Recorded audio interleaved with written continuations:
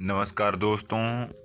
आज हम ईमानदारी से जुड़ी एक कहानी के बारे में इस वीडियो में जानेंगे, जहां एक राजा जिसकी कोई संतान नहीं थी, वो अपने उत्तराधिकारी चयन के लिए गांव के सभी बच्चों को एकत्रित करके उनकी ईमानदारी की परीक्षा लेते हैं और उनमें एक ध्रुव नाम का लड़का सफल होता है, जो अपनी ईमानदारी पर अडिग रहता है और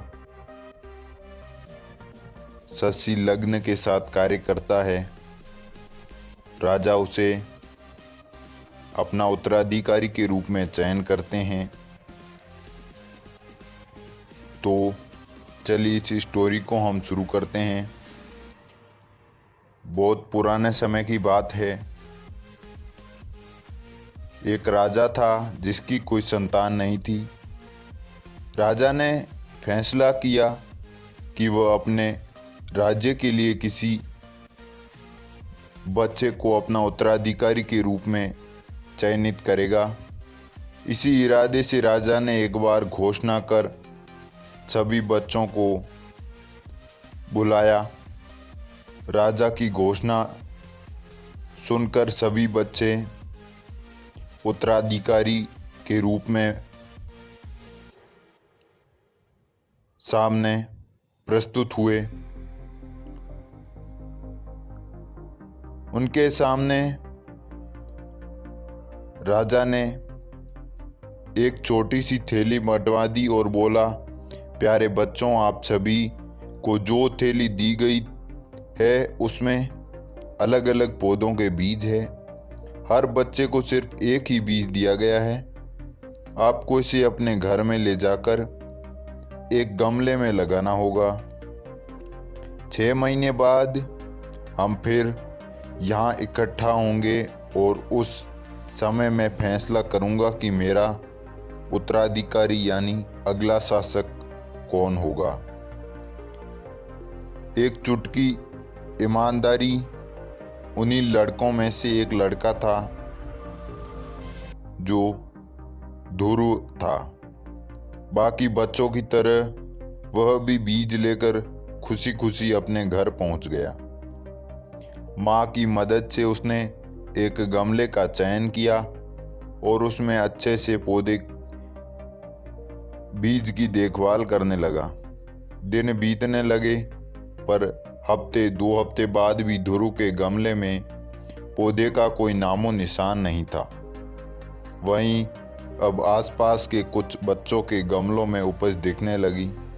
ध्रुव ने सोचा होगा, हो सकता है उसका बीज कुछ अलग हो और कुछ दिनों के बाद उसमें से कुछ निकले, और ऐसा सोचकर वह पूरी लगन से गमले की देखभाल करने लगा। पर 3 महीने बीत जाने पर भी उसका गमला खाली ही था। वहीं दूसरी ओर बाकी बच्चों के गमलों में अच्छे खासे पौधे उग गए थे। कुछ में तो फल फूल भी दिखाई देने लगे। ध्रुव का खाली गमला देख सभी उसकी मजाक बनाते और उस पर हंसते थे। यहाँ तक कि कुछ बड़े बुजुर्ग भी उसे बेकार मेहनत न करने की सलाह देते थे। पर इसके बावजूद ध्रुव ने हार नहीं मानी और लगातार गमले की देखभाल करता रहा। देखते ही देखते 6 महीने का समय बीत गया और राजा के सामने अपना गमला ले जाने का दिन आ गया। ध्रुव चिंतित था क्योंकि अभी भी उसके गमले में कुछ नहीं निकला। वह मन ही मन सोचने लगा, अगर मैं ऐसे ही राजा के सामने चला गया तो सब लोग मुझ पर कितना हंसेंगे, और कहीं राजा मुझसे नाराज न हो और मुझे सजा न दे दे तो किसी को यकीन नहीं होगा कि मैं रोज पानी डालता था और रोज बीज की देखभाल करता था। सब मुझे कितना आलसी समझेंगे। ध्रुव की माँ ध्रुव की परेशानी को समझ रही थी। उसने ध्रुव की आंखों में आंखें डालकर कहा, नतीजा जो कुछ भी हो, तुम्हें राजा को उसका दिया हुआ बीज लौटाना ही चाहिए। तय दिन सभी बच्चे राजमहल के मैदान में एकत्रित हो गए। वहां एक से बढ़कर एक पौधे का अंबार लगा हुआ था। रंग बिरंगे फूलों की खुशबू से पूरा महल सुगंधित हो गया।